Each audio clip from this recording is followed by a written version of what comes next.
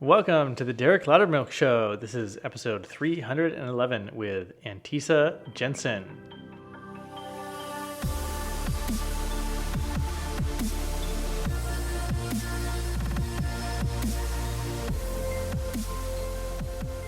All right, back on the show today is Antesa Jensen, and I was really looking forward to having her back on the show. She's someone that we always have a lot of connection beforehand. We're just bantering back and forth. I really resonate with how she thinks, and she really doesn't think like anybody else. And so I knew we were going to have a good show for you guys. And one thing that's important to both Antesa and I is, how can we really help people feel fully alive and contribute to our society, and just really be able to do what they want to do, and like remove the barriers to that. And there's a bunch of barriers that most people don't see, and Antesa really sees them. Things like authenticity and the unwritten scripts and healing from certain things and present moment awareness. And there's underlying practices and training and science that she brings to her clients to help address these things that we really have no idea are holding us back. So in this episode, we talk about psychological safety and how for so many people this is holding us back. And I really believe it's probably going to be super important to the next step for humanity. What would it be like if you showed up with enough personal resourcefulness for everything that you did? What if it didn't feel like you were on the back foot? And that's what she's talking about when we address knowing the state of our nervous system and being able to transform into a state of peace that's based inside of our nervous system. We also talk about the path that you're taking in life, and how if you have some certainty, if you feel like you know the direction you're taking, well, that's actually a sign that it's somebody else's idea for what you should be doing, and it's pulling you away from authenticity. So there's a bunch of things in here, but Antesa thinks in ways that you've probably never considered.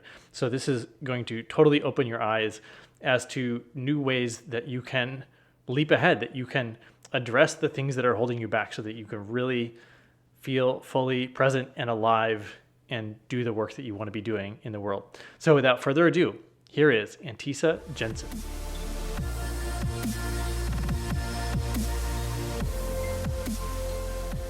Antesa, welcome back to the podcast. Hey, Derek. And let's just jump right in, since we were already having such a great conversation just before we started recording. And you introduced this concept to me of the Vigilant Center. Maybe you could start by explaining exactly what that is and how you see that playing out, especially here in 2020. So it's called the Vigilance Center. And as I said to you, I don't have any current resources on this, but basically your Vigilance Center is a name for your reactive response to your environment, to the people around you. Your Vigilance Center is like your amygdala. It's kind of the processing center to determine whether or not you're in an environment that's unsafe or with people who are unsafe. And what I was sharing with you before is that women have a higher or a larger Vigilance Center than men do. And what a Vigilance Center is, it's kind of like your internal meerkat. And, if you think about a meerkat in Africa, they're the ones that are like up in they stand up really tall, and they They're looking around for look around, danger. and, the second the wind blows in a different direction, they can feel it, and they're perceiving to make sure that their entire colony of meerkats are not going to get killed by potentially a lion or whatever else. And so women have kind of an inner meerkat that is quite profound, I think, from our conditioning, from our socialization, being in the world for very obvious reasons that I don't even really need to name. Like, we have, in comparison to men, have been statistically more unsafe as we operate in the world than men have. And so what you see now is that men don't tend to have at least a visible Vigilance Center that is large as women do. And women have a tendency then to, of course, be more reactive in a primal way to things that are out of tune. Yeah, I tell you what, when I was dating, and someone explained to me like how women might feel at a bar or something like that. Um, they were like, okay, imagine you you were a gay man and you went and then but everyone at the bar was like 100 pounds heavier than you, or like a football star, and you knew that they could kill you like with their hands. And how would you feel like with that difference in size, in terms of your like just the physical, like you're attracted to somebody that can kill you. And I was like, oh, that makes a lot of sense. The sort of, and ties into the Vigilance Center. But I had never thought about it like women don't have anything to be afraid of. Like, I'm not scary, but there's Yeah. that innate just physical Yeah. danger that's possible. Yeah. Exactly. I mean, it's true. And I will honestly say, like, I've never really thought that in the world, but I certainly have um, biologically responded in that way in my interactions with men. Like, it's, like you're very acutely aware that if you're with a man who's bigger than you, that you could get into trouble if you Hmm. were to do something that was off, and if he had a temper. Like, you just, and so this is one of the reasons why trust is such an important part of relationship, and for women on their own and for men on their own too, because one of the, to pull in this other side of the conversation, is I know many men who are terrified of hurting women, and they're aware of the harm that they can cause from their own unconsciousness and from their own lack of attention. And as a result, they are also like, I don't feel like I can be myself. There's this primal part of me that like wants to violate, because like when you really strip down all of the social layers, that's really what's happening when you penetrate. Like it's a kind of boundary violation, and it's a beautiful one, and it's one that involves hopefully a lot of intimacy and a lot of connection as well.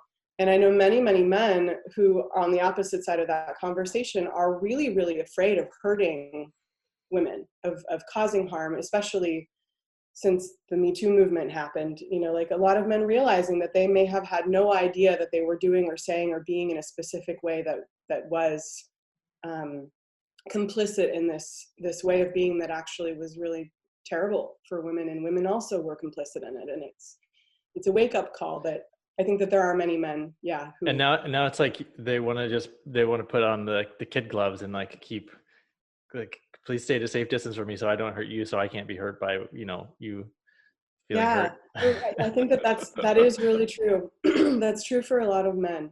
I think that they're afraid, and they don't want to have to ask for permission, but they feel like they have to ask for permission in order to Which is to be totally known. not attractive a lot of times, to have a meek guy who can't decide what he wants.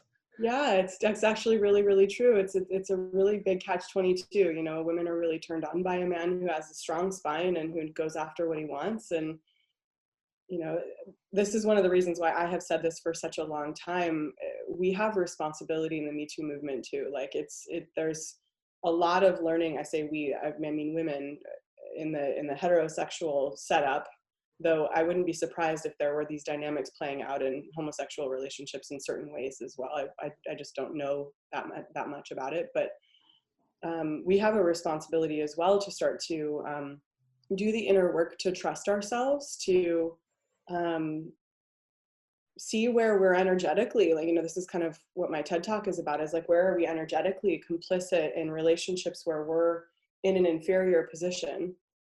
And I don't mean that from a, you know, men are bigger than women or men are more powerful than women, but um, I don't think that men and women are equal. I don't think that they're supposed to be, but I do think that we deserve to have equal right and equal say in things. But women have a responsibility too to understand where they have been playing into that game. Where because we do have a responsibility there.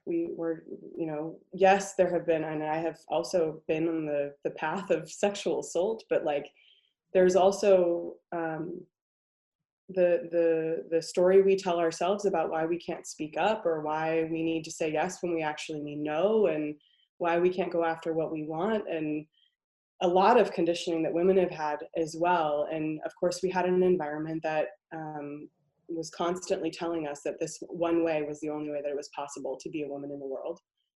And that's changing now. And in that change is where I think we have the responsibility. Like, the awareness has come, we're now clear. And so now we have a responsibility to make sure that we don't just push men down as a means to pull ourselves up and then create the opposite problem going forward. Like, we don't grow unless men come with us. Like, it's very much like together that we actually are successful. Yeah, and I'm trying to formulate my next question, but it's around, if we were operating on one level and women had been conditioned to be a certain way, like, I guess the question is, if it feels like we're graduating to a new level in so many different aspects of society, the relationship in men and women, but how much we're trying to grab for ourselves versus how much we're trying to help the sort of the collective. Maybe you could just talk about, like, how this is part of the sort of broader shift that's happening for humanity. The first thing that comes to mind when you ask that is we've spent centuries really with pretty defined roles in the world. There have been roles of socioeconomic class, there have been roles of race, there have been roles of gender, there are roles in profession. And in that, and I'm not saying any of this is necessarily bad or wrong, but I think that it's important to understand the mechanics of society with that structure in place, because there are agreements that we all make together, and that's what creates and forms a society. And one of the things that's been happening over the last 10 years is, and actually probably longer, probably since the 60s, this is just progressively getting louder and louder, especially with technology, but is that we're questioning those definitions in every layer of abstraction that exists. And we're attempting to find a more right-sized fit for us as unique individuals here on this planet. And you see that in the gender spectrum, which is no longer just men and women. It's, there's a myriad of different ways that you can define yourself from a gender perspective, from a sexual orientation perspective, as a woman who's heterosexual, but she's cisgender. Like, there's a whole, and if you grew up in the 60s, you would never be able to follow a conversation with a millennial, because it's such a huge part of the, like, I even feel like I've missed out on a lot because I live in Denmark and I don't participate with millennial conversation here, and it's also in Danish. And so there's been, especially in the last 10 years, this way of sort of branching out of those definitions of what it means to be X, Y, or Z. And I don't think that we're at the outcome yet. And in fact, one of the things that I feel has really occurred in this year is in the same way that, I don't even know when it happened, but it came into our consciousness that it was possible to be more than just a man or a woman. It's like COVID happened this year, and suddenly it's possible that there's more ways to have a profession, and there's more ways to school, and there's more ways to live your daily life than that one track that we thought we were supposed to be on. And it turns you on your head a little bit, because if you were raised in the public education system, which is explicitly designed to institutionalize you for a very specific defined role in society, and then suddenly you wake up in March and that doesn't work anymore. We're in that transition with COVID right now, in the same way that we've been in the transition with women. This is like the Me Too movement of society, where it's like everything that society did, everything that society wasn't working as, that we were all complicit to, that's all come up to the surface. And then on top of that, like, things that were never on mainstream are now in mainstream, and things that were mainstream are now being questioned, and like everything, nobody knows where this is going to go. No one has any idea. The internet could die in a month, and Yeah. I hope you have everyone's address. I'm gonna get a pigeon. You do a You know? podcast by mail, Yes, postcard exactly. podcast. Send it out on a USB stick or something. But it's just, like, we are very fixed in these particular definitions of ways of being in the world. And that system of living in society with a defined role where your path is predetermined for you in many ways, as a woman, as a heterosexual woman, or as a homosexual man, or wherever you are on that spectrum, as a banker, as a PR rep, as a podcast host, as a coach, like, that path is not predetermined. And actually, it never was. There was just agreements in society that told you that there were certain expectations based on statistics. And largely, it's I think comforting to people to think like, now I've started my career and I can just put it on autopilot for a few decades. Like, made it, nothing else to worry about. Is like, why would you want to do that? This is for me. This is such a big question. And I understand, because I did it.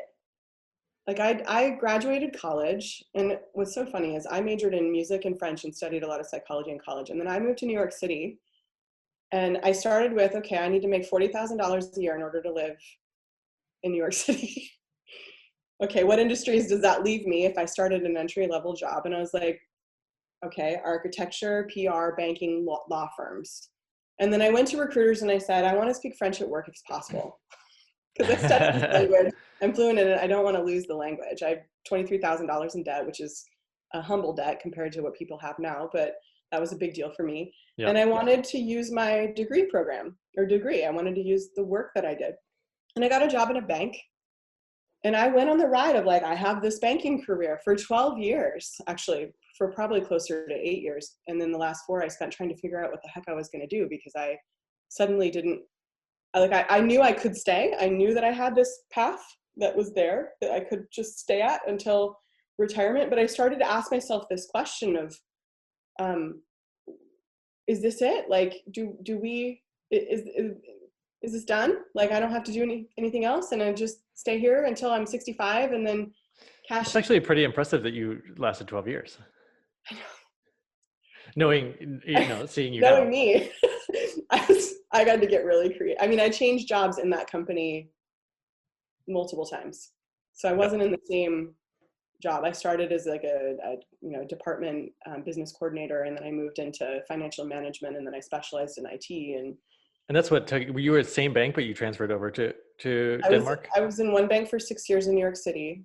And then I moved to Denmark. I started another bank here. Okay. And some of the shift came actually, and I don't, in Denmark, people get master's degrees in their specific education. So if there's a certain level of societal understanding that's like compounded in Denmark, because everyone goes and gets a master's degree and everyone joins the workforce, and it's the whole structure of society is reliant upon that setup. They encourage you to work, and they encourage both partners and parent-family relationship, whatever, to also work too.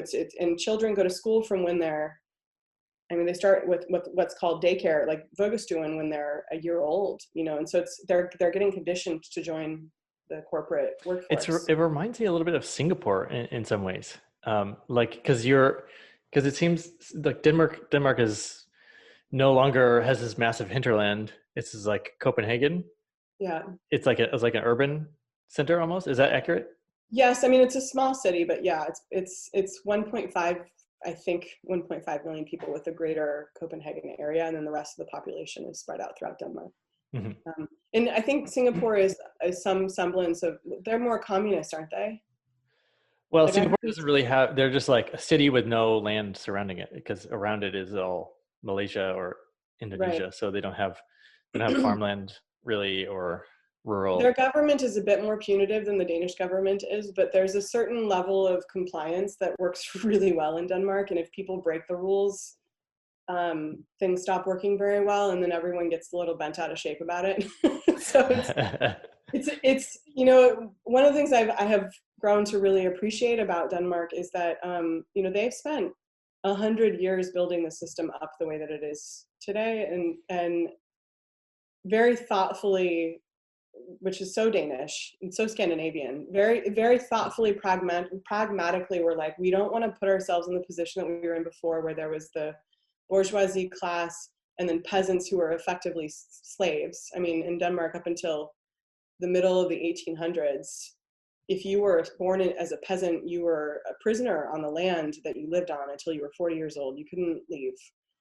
And that was, those are my ancestors. Like, and they were involved in the slave trade in Africa. They didn't bring slaves to Denmark, but they financed it. And the entire inner city of Copenhagen was built off of that money. So like, they have this like shadowy background, and they got into the 1900s, they got rid of St. Thomas, which is, you know, one of the places where the slaves were going to, Denmark owned. They sold it to the United States. And they said to themselves after World War I and World War II, like, we don't want to be in this place where our society is weak anymore and vulnerable. And we need to build up so that everybody has equal rights and equal access to everything. And then everyone agreed, and they put into this system. And now everyone agrees that, you know, like, and then you can guarantee that, like, you're going to get to go to school for free, and you're going to get to go to the doctor for free. You pay high taxes, but you don't have to think about it. Everyone has the same standard and quality of life, and as a basic, and then of course you pay more to get more. Yeah, you know, I've been thinking about this. We've seen different governments have different sort of, like I believe Canada and Australia have given sort of monthly payments to their citizens during lockdown. The US hasn't really done that. Yeah. And in thinking about psychological safety, which I know is something that you think about, when I see clients start having money come in, they get so much more creative and start doing really cool stuff in their businesses because they have this psychological safety of money. And so my theory is that if we gave universal basic income and sort of like took many of these conditions that create unsafe feelings in people sort of economically, then we'd have an explosion of creativity and an explosion of the GDP. It would just skyrocket. Yeah. And I would love to see just it sounds like maybe Denmark is part of the way there, but I would really love to see, yeah, like almost a social experiment. And this is kind of it. What's happening when we create that safety for people in terms of money and healthcare and all that stuff. Yeah, I want to talk about that, because this is actually something that has newly entered into my own awareness as an American expat. And by the way, I think it's Switzerland that does a universal basic income now. Oh, I didn't know if they had implemented that. I don't know if it's implemented, but I think it passed. And I think it's something like 1,400 euros a month. So no matter what, which by the way is really not enough money to live. Yeah. Switzerland. Switzerland's a very expensive place, but it could ensure that your rent would be paid in a modest apartment. And if you live in somewhere like Zurich or Geneva, you probably would need to make more money. But I had a love-hate relationship with Denmark for a really long time. And when I moved here from New York City, where in New York City, there's like there's this video from the 1980s that describes New York City as a voluntary concentration camp. And it's just so accurate, because like there's a certain level of pride in the commiseration of like being a resident of New York City. And like, you know, you're a New Yorker when you've like lost it and had a complete meltdown on the sidewalk in public, or, you know, like it's just like there's like a list of things that you could easily check off that make you a New Yorker, and you know that you're a New Yorker when. And one of the things is working like a slave. I mean, like you work, if you want to be successful in New York City, you work like 60 to 80 hours a week most of the time. Like it's a great place to spend your 20s. I loved being there. I had such an amazing friend network. I'm still close with a lot of those people. And it was wonderful to be surrounded by really ambitious people. And when I moved to Denmark, I was like, this place is so boring. And everyone thrives for mediocrity. And while that's not true, that was the generalization that I made when I arrived here, because there is an expression in Danish called hverdagsliv, which means everyday life. And a lot of people aspire to that, which is that they're working a 7.5 hour long day. They go home, they pick their kids up from daycare, they feed their kids and put them to bed, watch TV for a couple hours and go to sleep. And it's very monotonous. Mm-hmm. And their lives are totally secure. They're not challenged by much. They don't have a lot of debt. You know, So maybe they have that's kind of evidence against my theory that yeah, so I'm getting there. This is kind of a long story to answer your question. Because I had a huge issue with this for a long time. And there was a period where I was just like, maybe I'm going to move back to the States, you know, because I'm fortunate to have the choice. If I wanted to go back to the States, I could, and I'd probably be fine. And then COVID happened. And I've been paying into the tax system just like every other day since I got here. And that's 50 to 60% of my income, Derek. Like I'm not, wow, yeah. It's a no messing around tax system here. It's like a lot of money. And, you know, especially as an entrepreneur, you're like hard earned money. You're like creating your own business and then you just hand it over to the treasury, you know, and that's rough. And, I had a realization this spring when everything was in lockdown. My trip to Mongolia was canceled. My retreat in Sweden was canceled. I had planned to have about 100,000 euros worth of income come in that second quarter from traveling. And suddenly I was grounded.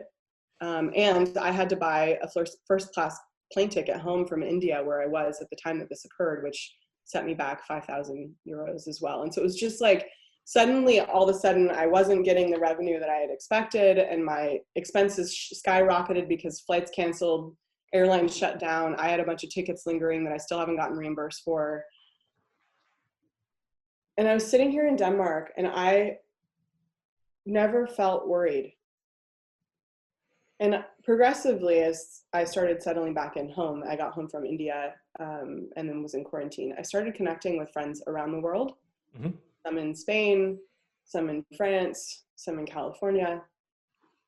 And it became very quickly evident to me that I was living in a different reality because my sense of security was not hindered by what occurred. Some of that comes from my own inner work. A lot of it comes from my own inner work. Yeah. I've gone through major phases of financial strife where I literally didn't know how I was going to pay my next mortgage installment, and it all worked out okay. And so I'm not afraid of that anymore. But the government also gave me money for my losses. And it was the easiest process I've ever experienced. Like I submitted my information to my accountant. He created a file. We put it in. 2 weeks later, I had money in my bank account to survive me for 3 months with no issue whatsoever. Yeah. And I realized that Americans are raised in such a way that we don't even know what we're missing in terms of what it would feel like to have psychological safety from your environment. Because it's not a part of the American creed, actually. Like it's not written into the Constitution. It's written into the Constitution that you can bust your balls and make something of yourself from absolutely nothing. But it's not written into the Constitution that you will be cared for by the government. You'll be respected supposedly, and there's a bunch of other stuff in there that you're supposed to be treated like a human, you know. But like, I don't know a single American who has ever had that experience of knowing that you're going to be okay when the world is in catastrophe. And I felt so grateful that I lived to a point in my life where I knew what that felt like. And I wasn't going to abuse it because I'm American and I hit gratitude before entitlement. And the challenge so this is the very long-winded answer to your story. The challenge with the idea of basic universal healthcare or universal basic healthcare is how do you create it in such a way that people don't get it psychologically entitled to it? Because that is something that has happened in Denmark. And as a result, there are many people who feed off of the system and don't contribute to it. And that is a problem here. Yeah. And a lot of people who aspire to do just enough to get by but they don't work harder because you effectively get penalized if you make more money here. You pay more Yeah. taxes if you make more money. Yeah, that's really interesting. It's reminding me of my, when I first started working, I thought that's what I should do. I should to collect my paycheck, I should work as little as possible. And that was this whole, you're just trading some time for money. So you might as well make the time. Essentially, I was a lifeguard and I had this I was a great lifeguard. strategy. Hey, oh, lifeguard high five. Yeah. Great job. Yes, it's true. I also picked it strategically. The ratio was 80% women at the pools where I worked, so that was a plus. But I had it all figured out. We had multiple pools and multiple lifeguard stands, and so I figured I knew exactly which stand to start my day, so that because you rotate through them, and I had a mathematical formula that got me.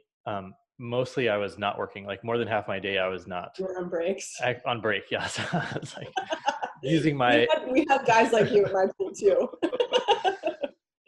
But it's brilliant, and what's really wonderful is I don't work like a slave, and I have a very successful business. Today I got up, I went to yoga, I meditated for 45 minutes, I ate lunch, I did more meditation, and then I took a shower and I got on this call. That's how I've spent my day. And I set my week up so that I have the opportunity to do these clusters of deep inner work in the middle of my week so that I can show up resourced and radiant and in everything that I do. And I still generate revenue because I'm not also in this, we started this whole conversation with being, we didn't start this conversation with it, but we were talking about the paradigm of problem solution. I also don't live in the world of time equals money anymore. I equal result with money. And so when I work with people, I work in clusters of time, but it's not by the hour that I charge. I charge for what they're capable of getting out of our work together, and the value, what I would consider their perceived value of it, even though when they get to the end of a period of time with me, they already know that what we're doing in our work together was worth usually at least 5 times what I charge. And I do that on purpose too. That's also an explicit choice. And I don't take an overload of clients. I take enough clients to make sure that we can create deep, intimate relationships so I can actually facilitate their transformation. And I personally believe that if we all wanted to look at the world in this way, people would be a lot less burnt out. And, we were talking about the Vigilance Center, and, the system as it currently exists is designed to keep us kind of constantly popping from one reaction to another. And the moment something is destabilized in that, our alarms go off. And that occurs in every aspect and dimension of society because it occurs in us. And so we need to learn, one of the things that we need to do on our own individual journeys is to start to listen to that, and to start to pay attention to that reaction, and to start to learn how to dismantle it, and learn how to respond to our environment, and to trust ourselves. Is what we were talking about with women. Everyone needs to learn how to trust themselves, and that they're not going to fly off of the rocket the second something goes wrong.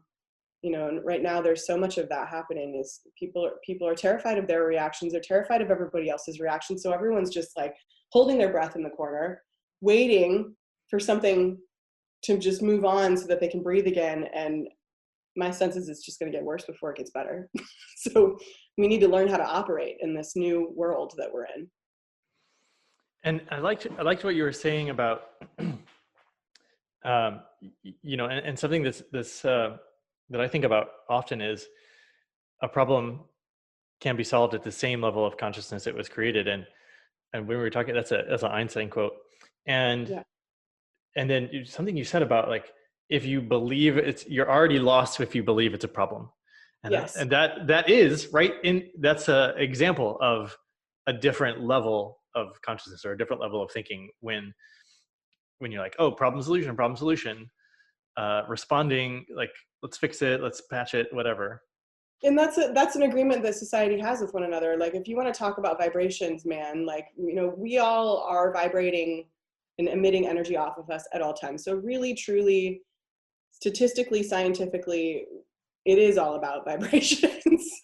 And one of the ways that vibration shows up in societal agreements is the idea that there must be a problem and there must be a solution. And when you start to go into the more Eastern traditions, there are no problems. Everything is perfect. There are mantras for it. Like, everything is perfect. Everything is exactly by design from the universe. And when you're operating in the world from a place of perfection, you don't see things the same way. It's just not, like, there is no problem to solve. And when you start getting into, like, I'm being careful with my words because I think that there's just so many ways in which, like, because I'm not really a hippie, but there are so many ways in which this is just really true, is like, when you kind of graduate to a higher vibration way of thinking, the more observational mindset, if you will, if you sink back down to a lower vibration way of relating to people, you feel gross. Like, it physically feels not nice. Like a transactional type of way. Yeah, exactly. Like, let's imagine it kind of feels like a nosedive back to planet Earth in a way, because, like, maybe you're up here sort of hovering, and there's some value in learning how to, with resilience, move up and down, like to be able to reach these high-minded forms of consciousness, and then to be able to come down and relate as a human being in the world, in the 3D world. I think that's really important. And when you don't just intellectually understand that, oh, I have a problem, now I need to find a solution. When you think like that, you get lost in, I had a teacher who once used to say this, and I repeat it all the time, you get lost in the tyranny of the how. Mm-hmm. And what I mean by that is, like, you get tortured until the solution presents itself. You work harder trying to effort and find a solution. And the solution will, like you just said, like Einstein said, is going to match the vibration of the problem. And so you can easily run in circles. And my 12 years of banking experience showed me that this occurs all the time, because if you don't fix the mindset, you're just going to recreate the wheel, and it's going to look different in fancy packaging, but it's going to have the same result because the fuel going into it is flawed.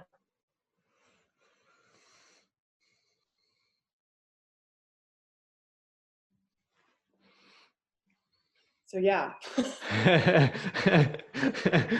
kind of a big thing to think about, though, because, like, one of the things that we were talking about, what I love about our conversations is that we dive in and we go into these big conversations, and then it's like, oh, we better hit record. And it's the same idea that, like, what do you do if you don't, like, let's talk about, what do you do? Like, let's get practical. If you're not in the problem solution mindset, if you're not thinking, because, like, as entrepreneurs, we're both coaches, and in the entrepreneurial world, people ask you, what problem do you solve? Like, that's one of the big marketing questions. Yeah. And I always hated that question. And of course, I went through the steps to learn what the problem is that I solve. And if somebody asks me that question, the problem that I solve is people who feel as though there's more available inside of them. I give them access to that more, so that they don't feel like they're navigating in the dark with no keys to this door, this mystery door that lives inside of them. And then they come home to themselves and they feel like whole, complete human beings. And it's wonderful. And what's really important for me is that I don't relate to that as a problem. And that's one of the reasons why my clients are successful, because they come in relating to it as a problem. And one of the things that helps them come home to themselves is realizing that there was never a problem to begin with. I think Richard Dotz puts it this way. Like, if there is a potential solution to a problem, then it's not actually a problem. Yeah. And so then you can stop looking at something as a problem. Yeah. I mean, seeing something as a problem is a sort of short-sightedness. It's like only being willing to see something from one aspect when everything has many aspects. And so I love like Byron Katie's work for this. Is like, you know, is there a problem, you know, and if you have a way of thinking that causes you suffering, try thinking about it in a different way and see how you feel. You know, like maybe if you cast doubt on this very devoted belief that you have that everyone is out to get you, and consider that actually maybe it's not true, you could prove yourself right in a completely different direction. And you have to get out of this idea that everything is a problem that you need to solve, and instead look at everything as an opportunity. Everything is an opportunity to gain greater levels of consciousness.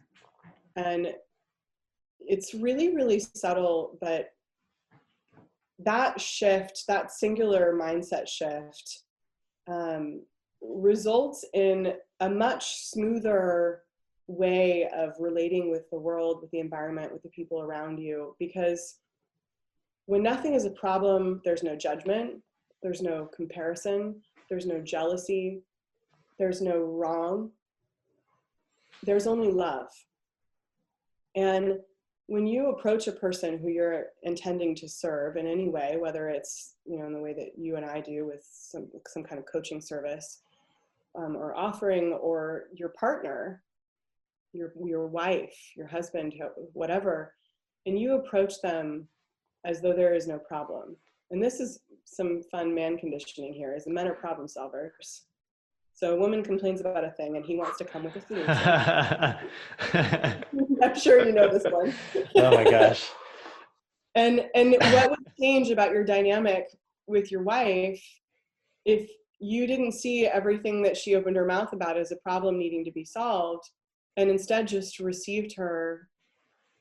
It's so crazy, even knowing that, like, I've read Men Are From Mars, Women Are From Venus, and I was like, okay, like, don't solve for problems. And then I just revert to like, you know, you're coming to me with a problem. Like, here's a great opportunity for me to make you feel better by fixing your problem. And it's like, you don't even think about it. I don't even think about it. It's like a drug. Yeah. It's so true. It's so true. And I'm that way too. Like, you know, this is pretty standard with men, but I'm also this way. Like, if someone's constantly complaining about something, I'm like, what do you want me to do about it? You know? And so now I've learned to ask, like, do you need to vent? Do you want some feedback or some suggestions? Do you just need me to listen to you and give you a hug afterward? Tell me what you need.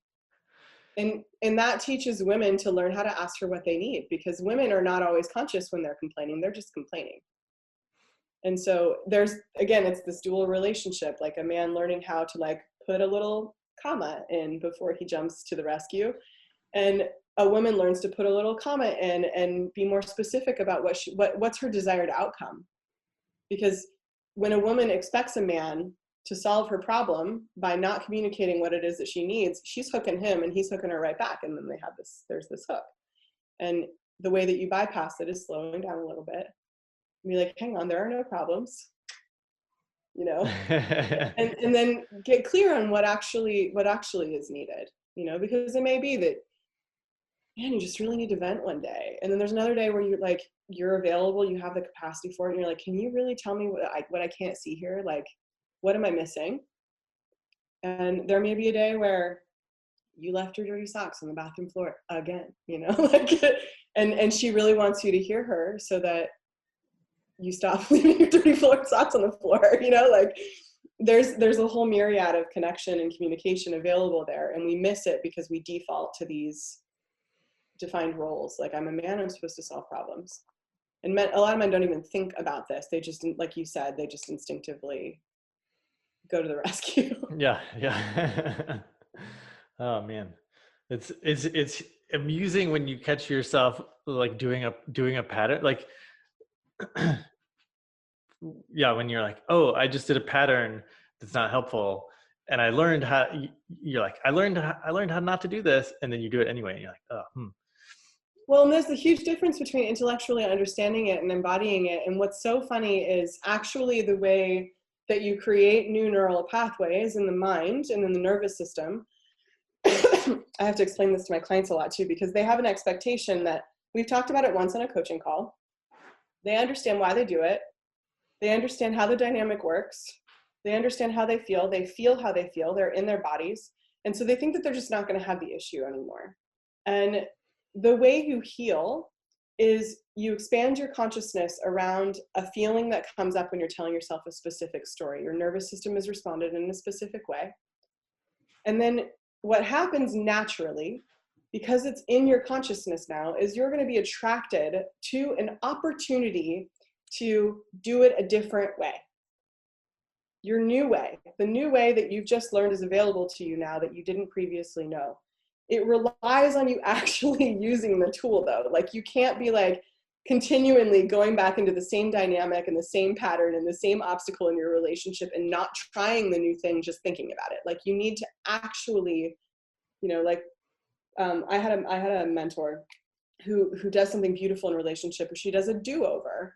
And so if either of them lose their cool, they actually say, I want a do-over.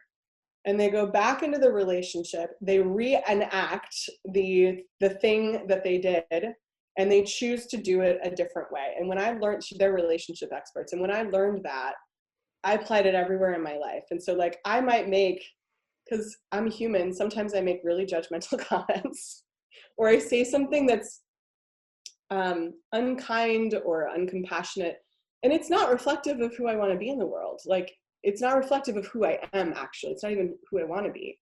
And I might leave the room and then I'll sit and be like, what I just said was really unfair.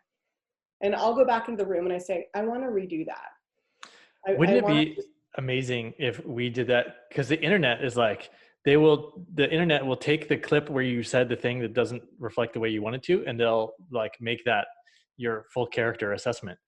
What if we, like, as a culture, we're like, you can have do-overs about what you say, and it's okay to be a flip-flop, or it's okay to change your mind or whatever, because we do this with my kids. The thing is that we're not actually defined by these social definitions that we've created for ourselves. This is part of us normalizing, breaking free from our societal agreements about how we're supposed to show up. Like, what's amazing is you have a right to change your mind. You have a right to do it over again. You have a right to make amends and apologize. People don't have to forgive you. But like, if you create a relationship where you are willing to see both the divinity and the humanity in that person, there's just so much more room for growth to occur, because you understand that they are a singular expression of God, of the universe. And you also understand that they're a soul having a human experience, and they're still learning. And there may be years or decades that go by before they get the thing that you saw really clearly in your first date. And learning to create a playing field that works with that reality is what makes relationship of any kind, not even just romantic, work really well. Is like, be forgiving, be compassionate to the reality that we're all in here taking educated guesses about what we're supposed to do and what life is like, and we mess things up. And we're really unforgiving. We're really conclusive as a species, where we make up decisions, we close the door, someone messes something up once and we just decide that they're this way, and it's just silly. Probably the single, and I've talked about this before, the single best thing I did for my marriage was I stopped judging the things that my wife was doing that I didn't want her to do. I stopped like in my mind making her wrong, or like making that anything about her. And what the really interesting thing happened was that as soon as I stopped doing that, she started doing what I wanted. Isn't that interesting? This is like the third TED Talk that I want to do. The first draft of my TED Talk would have been like a 45-minute long lecture that has a coach, and she really helped me trim it down. But like, that's the thing that I really want to talk about, is like, we think that the way to change someone's behavior is to go directly to them and tell them what they're doing wrong and have them actually change their behavior. one of the most powerful ways that it's not it's not even like manipulative. It's like you change how you relate to it inside of yourself, and suddenly there's a freedom of energy, and they can start to actually hear you. They have surplus to actually do the thing that you're asking them for, because you're not nagging on them anymore. Like, you'd be surprised at how people energetically respond to somebody coming at them, telling them they're doing something wrong. For some people, it can feel like you're being strangled, Mm-hmm. and you can't hear. It's just, you just want someone to get off your back.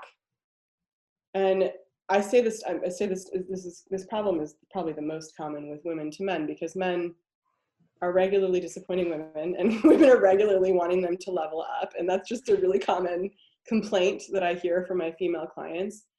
And every time I redirect them, like, what's happening inside of you that you have such an issue with this? Like, sure, maybe they need to clean their socks up off of the floor, but why are you so bent out of shape about it? They're just socks. Well, and the reason I did that was because I realized if I'm relying on her to do something or not do something in order to feel how I want to feel, then I have no choice. Then it's like just the external environment, like it could be her or anybody else. Then I'm just Yeah. like at the whims of circumstance. But Yeah. so that's not a very powerful place to be. Like if I want to feel good, but I can't because somebody's doing something, then you're on the back foot. But when you feel good no matter what, when you're at peace, or when you accept or love somebody no matter what they're doing, then you feel good. Doesn't Yeah. matter what the other people are doing. Yeah, you're in charge of your own happiness. And a lot of people get into relationships because they want someone else to be in charge of their happiness, Derek. And the rude awakening is that it's not possible. You can exhaust the relationship and the resources of the relationship by both people being responsible for the other person's happiness. But the relationship will eventually wither out. Like the sex will go away. That's probably one of the more common ones. If people are putting all of their energy in order to make their partner happy, the flame of the relationship dies, because so much of the flame of, the turn on in a relationship is from polarity, and from,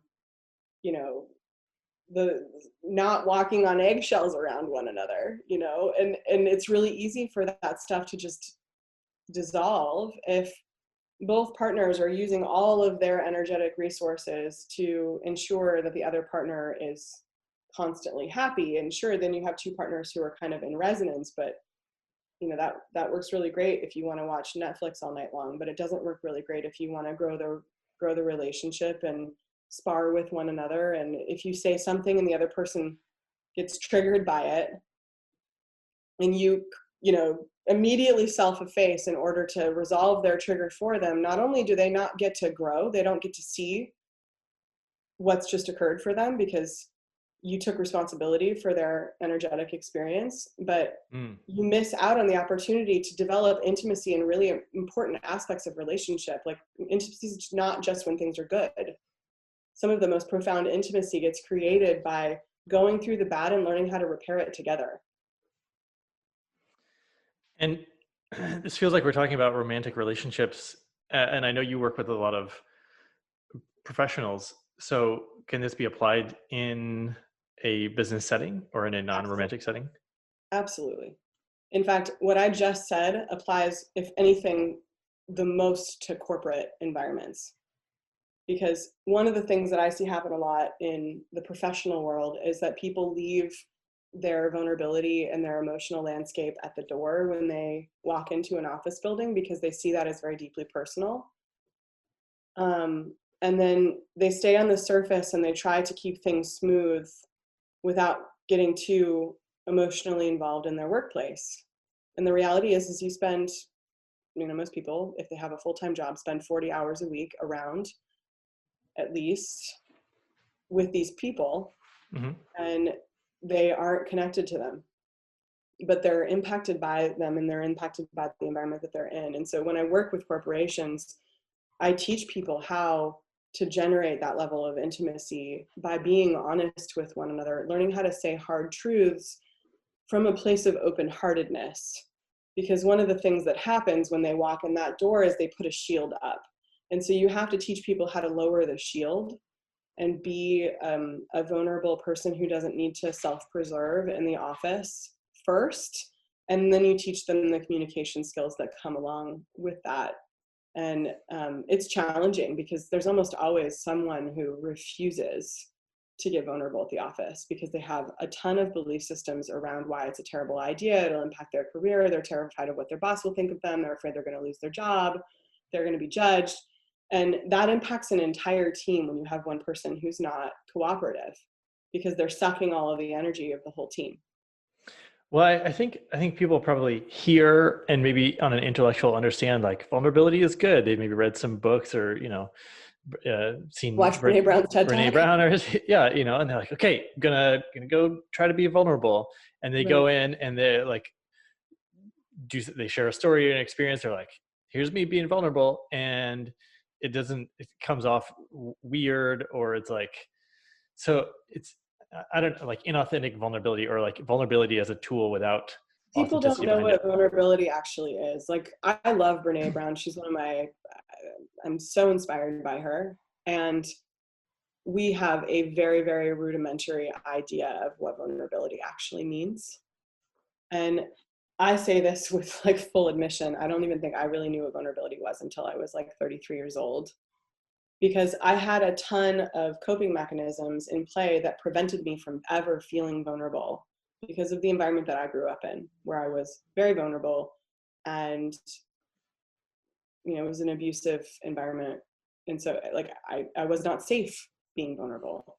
And so before vulnerability, I would feel things like righteousness. I would feel overwhelmed. I would feel confused. Like I had these other feelings that I had access to. And those were all indicators that I needed to remove myself from an environment and protect myself. They were all self-preservation methods. And being vulnerable isn't something that you just, like, I can't just say to you, hey, Derek, why don't you be vulnerable? And if you've never been vulnerable before, you're going to know what to do. Yep. It's something that you experientially learn, mostly by being heard and seen by another person.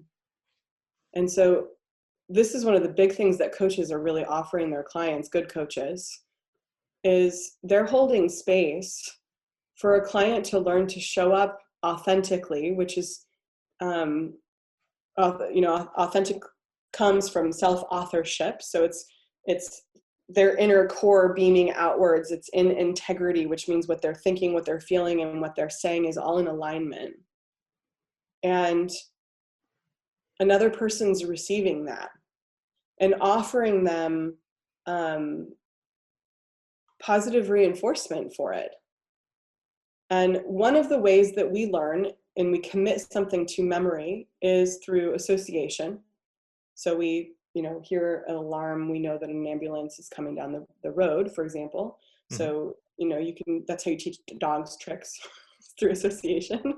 You're going to do this, and then I'm going to give you a treat. That's a type of way that we commit something to memory. And another way is through positive or negative reinforcement. And when we were children, one of the big ways that we've learned our certain behaviors is through reinforcement in a specific way. And so we need to create new neural pathways and a new understanding of our nervous system availability through repatterning this behavior. And so this is why I don't work on an individual coaching session level, because some of the more nuanced things that I'm really teaching my clients are how to be vulnerable, how to be authentic, how to be compassionate. And you don't learn how to open your heart in an hour-long coaching session. And there are very few people who, gurus can elicit that response in you, but then you have to go back into your life and not shut down a lot. And a lot of people do. Like they might go off to India or Tibet and have a beautiful heart-opening experience. And then they get home and it's lost because they don't have the tools to maintain that experience without someone channeling all their energy into you. And you need to create a new habit. It's like learning to drink water every day, making sure that you're going to bed at the same time, exercising, eating well. Those are all habits. The reason why they work is because you do it consistently, and eventually you don't have to think about it. Wow. Okay. So you're saying part of your work is you're letting people practice being authentic or vulnerable, and that's like reinforcing the habit and the experience of doing those things. Yeah, I mean, from my perspective, what I'm doing is I have a very, very, very attuned gauge of whether or not someone is present and at what degree. And if they're not present, I point it out in whatever way is relevant to the situation. Because when you're fully present, you're vulnerable, you're authentic, and you're compassionate by default. Because you have nothing else that you could be. Like things like judgment, things like comparison, things like jealousy, those come from your thoughts, and your thoughts are either in the past or they're in the future. Like when you're present, you're not ruled by that. It's a different territory.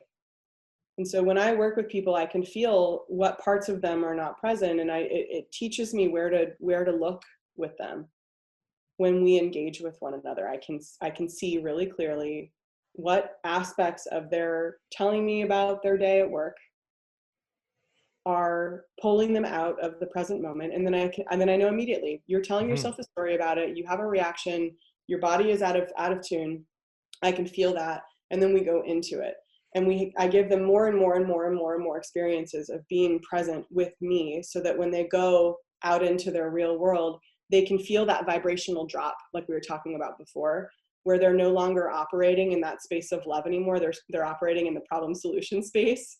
They can feel the difference, and then they learn how to actually eventually hop back up again on their own accord without me needing to bump them. And as you're saying this, I'm aware of like the role of a podcast host is like sometimes thinking ahead to like a future question, and also trying to be present and listen, and then also like trying to tie it together. Like I'm, playing the role of a producer as well. And I'm like, oh my gosh, Yeah. like maybe she could tell right now like how present I am. So No, but one of the things, funny actually one of the things that I really love that you do, and I do this too, is so that you don't stop listening to me, you write notes down. And I love that you do that, because you park it. This is a coach technique, actually. I learned it through coaching. Is you learn to park a thought so that you can come back to it with a couple trigger words, and then you get to immediately be back with the person who's in front of you again. And you don't, and then maybe they take you to the place that you have written down, or maybe you need to steer them there later, and you can take yourself back there.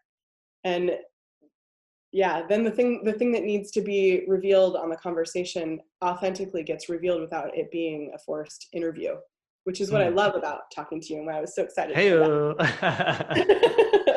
that. You do that, you do it incredibly well, and it has me believe that you're probably an excellent coach for the same reason, is your ability to meet a person where they are, I had a couple of great coaches who modeled that presence piece, like it sounds like you do, and it kind of blew me away, just how often I was going into the future or the past or something, and like how much I had to keep coming back to the present. And this was something we would do in a session, but then for 2 hours a day for the whole week in between each session, I was training. And that was a 6-month endeavor of like 2 hours a day every day for 6 months, coming back to the present moment. And I probably helped me a little bit, but it's one would think. yeah, you would hope so, but it's like still a process. Yeah, of course. But I love that you say that. Even it's still a process, like this idea that that there's an arrival point, and with enough work you're going to get to the specific arrival. And there's, if you have an idea, like a prefixed idea about where you're going, there's this Joseph Campbell quote that something to the effect of, if you can see your path laid out in front of you, it's not your path, it's someone else's path, and your path you're creating with each step. And I love that quote, because it's so much the mantra that I live by in my life. And I also get caught in the trap of forgetting that quote and thinking that I do know what's going on. And the reality is that the answer that you're looking for is, I don't know. Like, that's it. It's a mystery. Any idea that we do know, any semblance of certainty, like I would say, if you're going to be skeptical of anything in this world right now, be skeptical of certainty, because no one has any idea. We're all in here doing a lot of educated guesses about what works and what doesn't.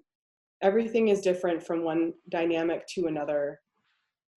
Business is changing rapidly. Technology is changing rapidly. Policy is changing rapidly. Human beings are evolving rapidly. We have no idea. And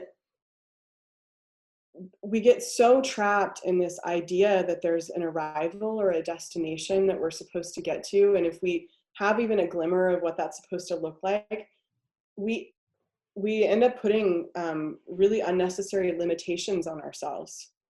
Because if you can only create the idea based on what you already know, and so you're going to do all this stuff that you think is having you grow, but it's taking you to another lateral position, if you will. Not to say that it's even linear or lateral, but like it's you're not necessarily growing if you're going to a preconceived notion of what your arrival is supposed to look like. It stunts you. It's reminding me of this book, Steal Like an Artist, which I really love. But it's like you see someone's work that you really like, and you try to you model your career or your work or whatever, and then it becomes your own version of that. Like Picasso learned from somebody, but he became the only Picasso. Or David Letterman was copying off of the early late night show host, but he became David Letterman. And Right. to some extent, right, then you discover who you're going to be, your path. Yes. But the fact that you're starting by trying to take a model or a formula or something, I mean, it's hard to not model after something, or model after a path or a business structure or something like that. Well, and we're talking about the ways that the three ways that you commit something to memory, and mimicking is the third way. So you have association, you have positive, negative feedback, and you have mimicking. And so this is, for me, my justification for why the coaching industry is so important, but you need to also be clear about why you're choosing your coach. Because, for example, if you have a coach who is living a life that you admire or you respect, it is an excellent starting place. I have so many mentors, teachers, gurus who have exactly what I want. So far as I can envisage it right now, understanding that I'm not going to be like those people, I'm going to be like Antesa. What I'm discovering by mimicking is not how to be like them. I'm juxtaposing that with what feels authentic to me, and finding that Goldilocks right-sized thing by having the model. Mm-hmm. And what you see a lot is people take the model and they just regurgitate the model, and they don't do the inner work associated with it. And so it pulls them further away from their authenticity instead of closer to it. And that's a really important thing as a consumer of a product, or as a receiver of an offering, to be aware of, so that you're making choices. Like if you have an idea of what your business is supposed to look like, but you don't vet the person offering it and say, do you live this? Do you live this in your life? Are you walking your talk? And is what you're talking about and walking about what I want? And sometimes you learn through trial and error. Sometimes you figure out after making very large investments that actually this is not what you want. And that is really important learning too, actually. And this is my philosophy. I mean, I've spent over $300,000 on personal growth. and my philosophy is that everything is for you. Everything's perfect, which means that I always get value out of everything I do, no matter how stupid the course was. Mm-hmm. I will reap every iota of benefit out of it that I can. And it's an important that's a personal, or like a personality trait, I think, that is a really important one to cultivate so that you don't ever have to worry about wasting your money ever again. Mm, yeah.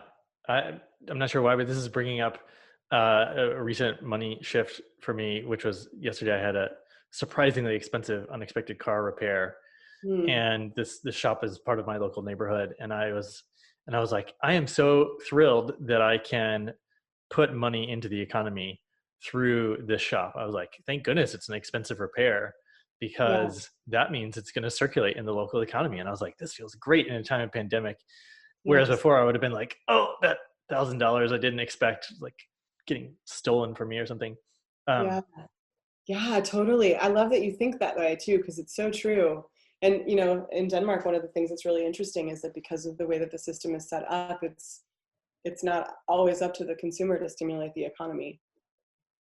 It's not capitalistic here. Like if I buy from the large grocery store next door, or if I buy from a kiosk down the road, like the prices at the kiosk are more expensive, but it's the society is not set up to where the residents of society, they're a part of their civic responsibility is to stimulate the economy in the same way. Like it started to turn that way, but there's also a very sort of understanding that um, you know the government is kind of this big system up here that. they get, yeah, you can come in and they can stimulate it at will, or Yeah, and it's not foolproof, of course, but I would say just to contrast it with American society, it's really, really meaningful in the United States. It's meaningful here to support small businesses too. I'm not saying that it's not. It's just that the system is really set up to make it harder to do that, because mm, there's a standard, and it's a much bigger standard than it is in the United States, because we're a population of 5.7 million people.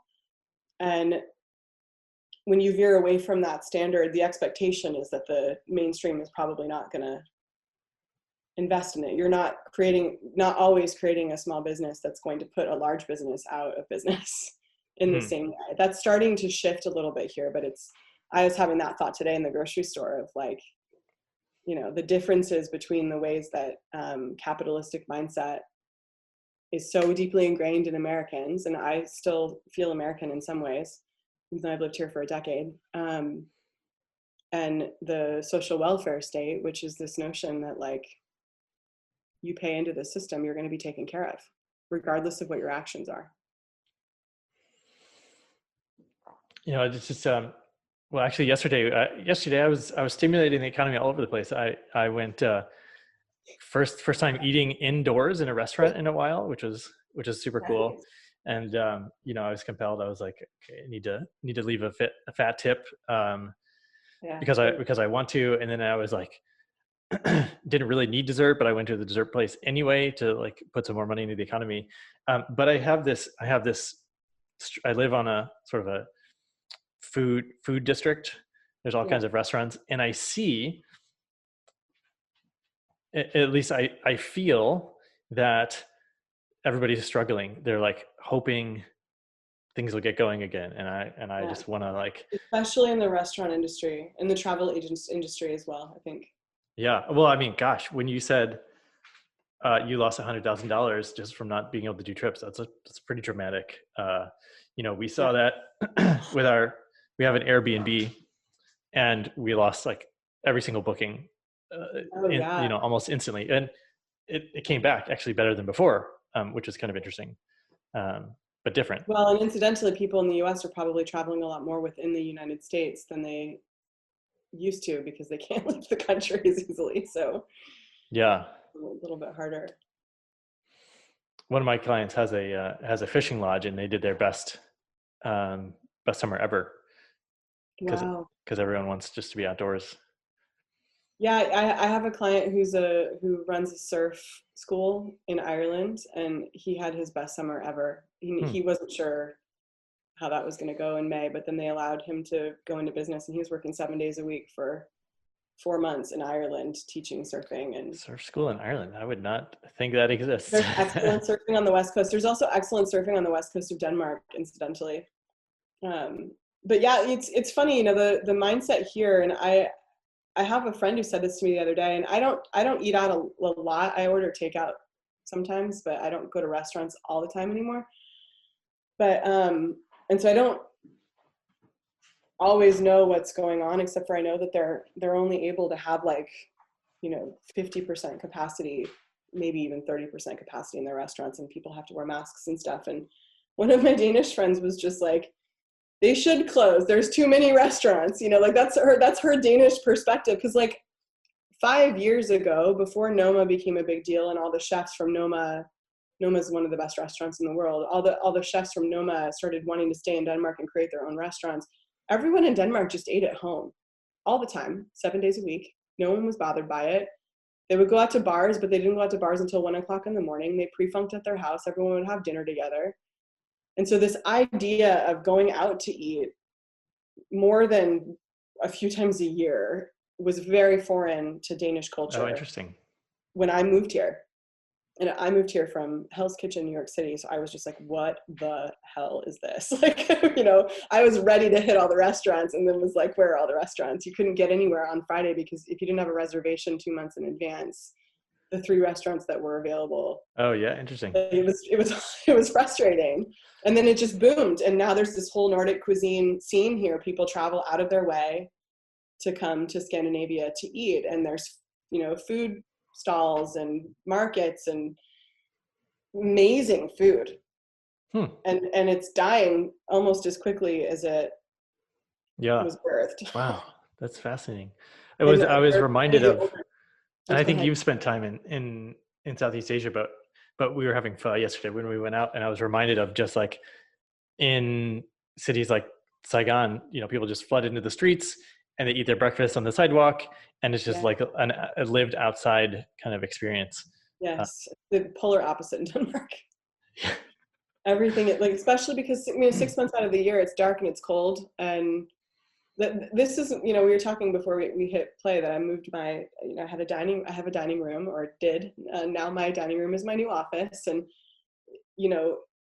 people put a lot of emphasis on their home environment here. And to thread this into the conversation earlier about what it feels like to have environmental security in Denmark is there is this emphasis of your home being a soft place to land here, and people buy homes early. It's a culture where people purchase property and own their homes and make it a home and invest in quality furniture, and that's where a lot of people's money goes, actually. Like, people have Danish design in their homes, and then they eat 7 days a week at home, fairly basic food. They have oatmeal for breakfast, and they have what's called smørrebrød for lunch, and then they have, maybe potatoes and meat for dinner and some vegetables. And it's a pretty basic life, but they have a really beautiful environment.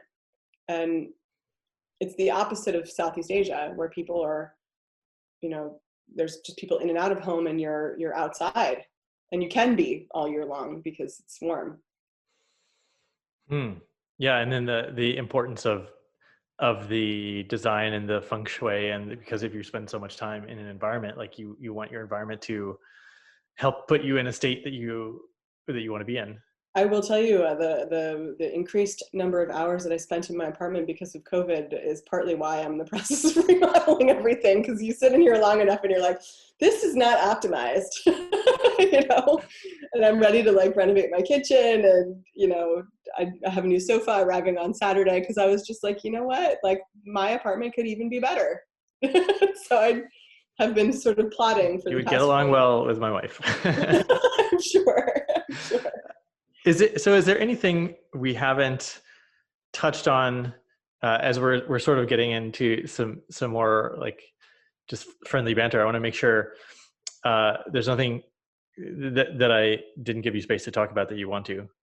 Well, I guess I want to kind of sum up this sort of unspoken undertone of a lot of the conversations that we've had, because you and I both we're roamers, and I can imagine that if we were to travel, we would actually have a really similar travel style, because on a conscious internal travel, we do the same thing where we kind of roam and see, like, oh, look, that looks like an interesting shop. Like, let's go there and try one of their dumplings, and this place looks like they have really delicious tea. And, like and I'm that way. Like I just sort of roam in and out of shops. And when I talk to you, that's how I show up. But one of the sort of underlying themes of all of this, it has to, we started talking about vigilance, and we've talked a lot about psychological safety, and sort of this up and coming buzzword is really about the state of your nervous system. And I want to throw it into the conversation because it's actually a core piece of the work that I do. It's partially when I talk about being able to identify whether my clients are present or not, what I'm really feeling is whether or not their nervous system is in harmony. And what I mean by harmony is that we have two parts of the autonomic nervous system. There's the parasympathetic and the sympathetic. And they need to cooperate with one another. And statistically, most Western people are in what's called sympathetic dominance, which basically means that they are in a constant state of reactivity to their life. And so everything that we've covered, the entire terrain, we've been in, let's say we've been in one country, we've been in the country of nervous system. And we're walking down the streets of relationship as it pertains to nervous system, career as it pertains to nervous system, society as it pertains to nervous system. What do you do when you feel unsafe? What do you do when you feel uncertain? What happens for you when that occurs? And who's responsible for it? And how do you show up? And what do you do about it? And from a place of sympathetic dominance, you have three choices, sometimes more. 5, fight, flight, freeze, disassociate. And our reactivity is going to depend on how we were raised, what we were taught. Sometimes reactivity is very covert. It's not visible. People actually experience some form of paralysis, or judgment is a form of reactivity. Judgment is a form of sympathetic response. You feel threatened by another person. Comparison, jealousy, those are all forms of reactivity. They're forms of nervous system activation. And this is the up and coming conversation in the psychological and psychotherapy world is what is the state of your nervous system? Because if you don't know, if you've never done anything that's given you a proper litmus test for how you're doing on that level, you might try to grow on an unhealthy foundation. And what that means is you set yourself up to either eventually hit a glass ceiling because you no longer have the energetic capacity to grow your resilience, or come crashing down and have to rebuild all over again with your nervous system intact this time. And it's important to know what your capacity is there, and have practices in place that support your nervous system operating in harmony, operating in balance between the two. Because the parasympathetic nervous system is the exhale, the sympathetic nervous system is the inhale. You need both. You need both to be functioning optimally in order to move through the world in a resilient and authentic and present way. And so when we feel unsafe, when we feel threatened, knowing what our unique response is, some of us might have a heightened heart rate. Some of us might get angry and snap. To know that about yourself, and to know and to be willing to look at it and see it, can change everything about any pursuit that you make beyond that. But it is really the foundation. And one of the new sort of theories out there is called the Polyvagal Theory, where you work to stimulate the vagus nerve, which runs from your mouth all the way down to your colon. And so it can impact your digestion, it impacts your breathing, it impacts your kidneys, your liver. And it's the nerve that's associated with the human voice. And if you learn how to stimulate that, it naturally regulates the nervous system, the autonomic nervous system. Does breath work do that? What's that? Does breath work do that? Yes. Well, so breathwork does one of two things. It either stimulates the sympathetic nervous system, or it stimulates the parasympathetic nervous system through the vagus nerve. So it's possible, some people, like Wim Hof method, for example, some of his work stimulates the sympathetic nervous system. And if you're a person who is in paralysis pretty regularly, that's really helpful breath work for you.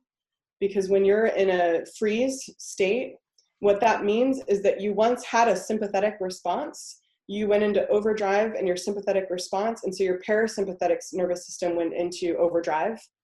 And that's where paralysis comes from. And in order to break free from freeze, from paralysis, you need to activate the sympathetic nervous system again. So that particular type of breath work, holotropic breath work is another form of that, pulls you out of paralysis. Mm-hmm.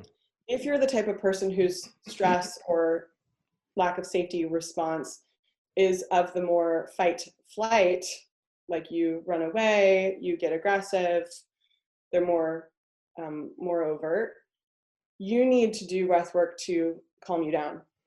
You need to do breath work to stimulate the vagus nerve and activate your parasympathetic nervous system to bring that one up into speed so that there's some agility between the two again.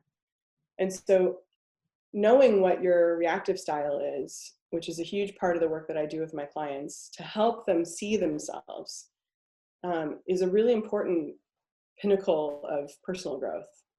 And I had a client who just took my last iteration of my intensive around integral resonance say that this should be a starting point for everyone on their personal growth journey, because if you don't have this wisdom, you risk investing in things that you're actually energetically not ready for. Interesting. And so I treat the course as a litmus test. It's in 5 modules. I offer it every quarter, and it gives you an opportunity to get a feedback loop so you can get an idea of what you actually have the capacity for. And what that means is that some people in the course don't make it past the 2nd module where I do breath work with them. And some get all the way to the end because their nervous systems are in slightly better shape. And I treat it as though there's no problem here. This is information for you so that you know where to focus your attention, so that you're not investing in a $150,000 coach to revamp your entire life when you have the nervous system of a 2-year-old. Because you still have work to do. There's nothing wrong with that. You can save money and time knowing, and not re-traumatizing yourself if you had those resources. And so I feel really strongly about that, as you can probably tell. So now I have an intensive. Yeah, that's really interesting. Yeah. Yeah. Building on a strong foundation. And I think probably everybody assumes they're ready to go. They're ready to Right, because learn. we're bobbling heads. We're only stuck in our intellect most of the time. We don't really consider what happens for us when we get intimate and it gets personal. And I see so many issues that could be avoided with just a notch more self-awareness from both the person offering the service and the person consuming. And I hope that I can offer something that will help people be more clear so that they just can make more resonant choices for themselves. Yeah, I think this is probably a good time to ask you, where can people find your work or connect with you online? So I have a website. My website is antesajensen.com, and I guess you'll put that in the show notes. Yes. My upcoming intensive starts in November. So if anyone listening to this, I don't know when this is going to air. We'll try to get it out before November. Great. So that starts the cutoff date is November 1st. So we're going to have to move, I guess. But that is, and there's going to be one every quarter. So if you don't make it to this one, that's okay too. But it goes over 6 weeks. Right now, though, the first one went over 4, and I added 2 weeks because I really felt like it needed some more time. So maybe the next one will be longer. Who knows? But that is available from my website as well. So you can, if you go to my landing page, antesajensen.com, my main page, you'll see the link to that intensive. I'm on Facebook. I am in the process of removing friends, actually. So I like it when people follow me because I post almost everything publicly anyway. So you're welcome to follow my personal profile. Otherwise, I have a business page on Facebook, and I'm on Instagram and LinkedIn. So pretty easy to find on the social media, so long as we have the internet. And maybe This is the second time you mentioned us not having the internet, so I hope you're not. I'm just prepared not foreshadowing. Yeah. Darren. just kind of like nothing surprises me anymore. I was And actually thinking about this the other day. I don't know where I heard it, maybe from David Wilcock or something. He was like, maybe part of the plan is, multiple days without power, multiple days without internet. And I was like, what would we do? Like, maybe we'd just go camping for a few days, Like, I don't know. yeah, If it drags but on, right? imagine if the internet went out and you didn't know when it was going to come back on again. And suddenly it's like we're transported back to the 80s, except for we don't currently have the analog system set up to access the world in the way that we did in the 80s. Everyone has a mobile phone, like a smartphone. Nobody has a landline anymore. Right. So like I think there would be a pretty big amount of panic. I mean, this is really important. This is what I thought when the pandemic very first hit. I went out and I started having more conversations with my next door neighbors, because I was like, because we had just moved to this neighborhood, and I was like, I need to know who these people are, and so I was prioritizing, like knowing the people around my house, for starters. I did the exact same thing. We launched into a garden renovation, and I know everyone in the building, and I know our next door neighbors, and I'm so glad. It was like a really beautiful community project that would not have happened if it weren't for COVID. So I'm very thrilled with that byproduct, if you will. Well, Antesa, this has been another wonderful conversation. Thank you for coming on the show. And likewise, and thank you for having me. It's a pleasure. I love talking to you. We should probably do this more often. All right, deal.